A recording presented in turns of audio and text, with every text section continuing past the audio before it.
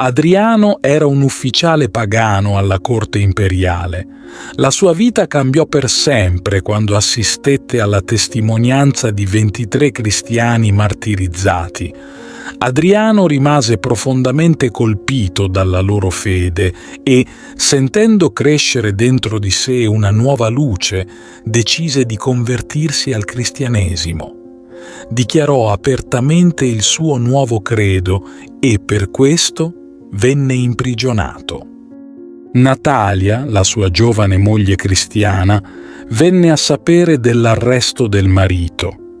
Nonostante i rischi, si recava spesso alla prigione per visitarlo. Con amore e dedizione lo confortava e si prendeva cura di lui. Il loro legame divenne ancora più forte, alimentato dalla fede condivisa e dal coraggio di affrontare insieme le difficoltà. L'imperatore cercò di persuadere Adriano a rinunciare alla sua fede, ma Adriano rimase saldo nella sua convinzione. Per questo venne frustato e riportato in cella. Natalia non si arrese e continuò a dimostrare la sua forza, assistendo anche altri prigionieri e prendendosi cura di loro con lo stesso amore che riservava al marito. Quando Adriano fu condannato a morte, Natalia lo sostenne fino all'ultimo respiro. La condanna prevedeva il terribile spezzamento degli arti, una morte lenta e dolorosa.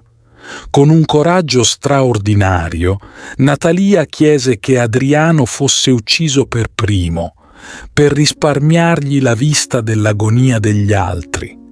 Si inginocchiò accanto a lui durante l'esecuzione, stringendogli la mano e mostrando un amore e una devozione che nessuna pena poteva spezzare.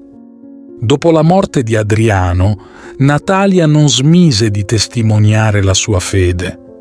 Rifiutò le proposte di matrimonio di un ufficiale imperiale, preferendo la morte piuttosto che tradire il suo amore per Adriano e la sua fede in Dio.